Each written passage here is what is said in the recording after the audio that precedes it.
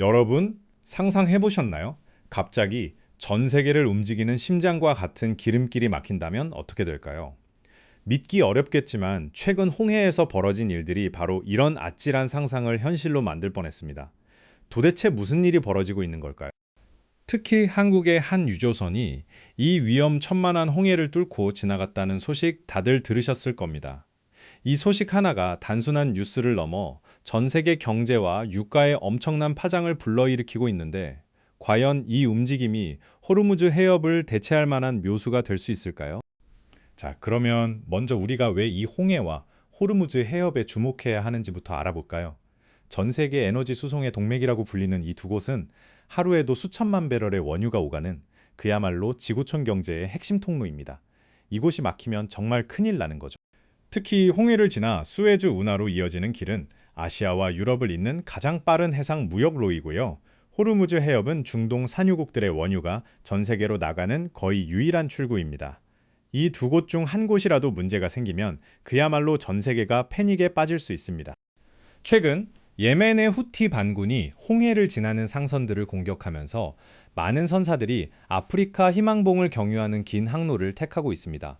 덕분에 운송 기간은 길어지고 운송 비용은 치솟는, 그야말로 물류 대란이 현실화되고 있는 상황이죠.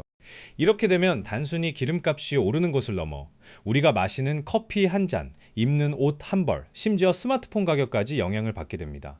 전 세계 공급망이 삐걱거리면서 결국 소비자 물가 상승으로 이어지는 거죠. 우리 지갑과 아주 밀접한 이야기입니다. 이런 상황에서 한국의 유조선이 홍해를 통과했다는 소식은 많은 이들에게 놀라움을 주었습니다. 대다수 선박이 우회하는 와중에 과연 어떤 이유로 이런 결정을 내렸을까요? 단순한 배짱일까요? 아니면 깊은 전략적 의미가 숨어 있는 걸까요? 알고 보니 이 유조선은 우리 정부가 홍해에서 자국 선박을 보호하기 위해 파견한 청해부대의 호의를 받으며 항해했다고 합니다. 즉, 한국 정부의 적극적인 개입과 보호 아래 통과가 이루어진 것이죠. 이는 단순한 민간 기업의 움직임이 아니었던 겁니다. 이러한 움직임은 분명 한국의 에너지 안보에 대한 강력한 의지를 보여줍니다. 우리가 안정적으로 원유를 수입하고 수출하기 위해서는 어떤 상황에서도 해상 운송로를 확보해야 하기 때문입니다. 국가 안보와 직결된 문제인 셈이죠. 하지만 여기서 한 가지 질문이 생깁니다. 과연 청해부대의 호위만으로 홍해 항로의 안전이 완벽하게 보장될 수 있을까요?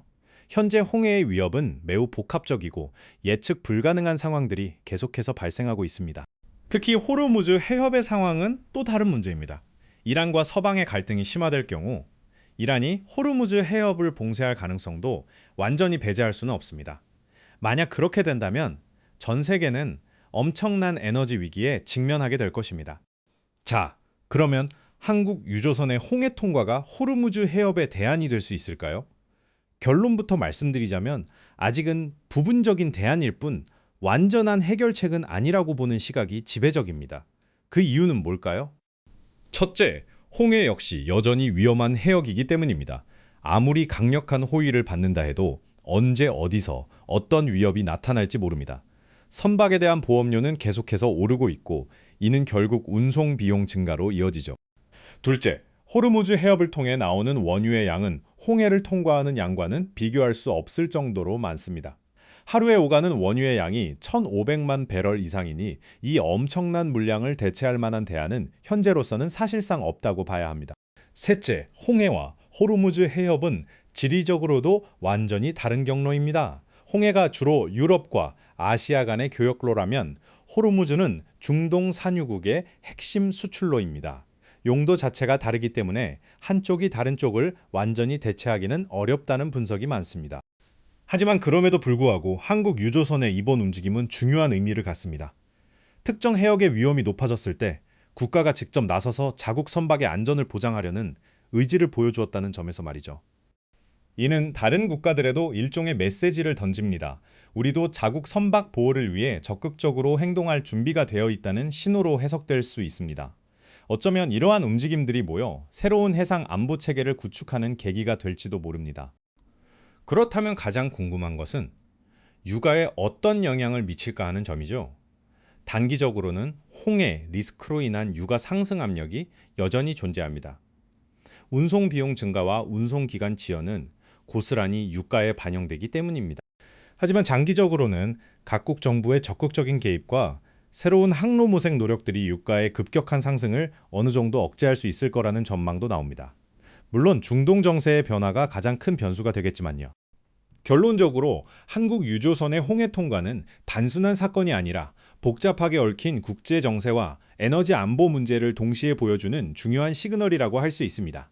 앞으로도 이 지역의 상황은 전 세계 경제에 큰 영향을 미칠 겁니다.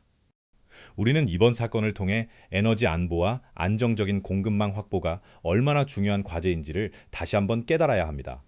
국제 정세는 언제나 예측 불가능하니까요. 마치 게임처럼 말이죠. 여러분은 이번 한국 유조선의 홍해 통과 소식을 듣고 어떤 생각을 하셨나요? 과연 이 움직임이 육아 안정에 도움이 될까요? 아니면 더 큰 불안정을 초래할까요? 여러분의 소중한 의견을 댓글로 남겨주세요.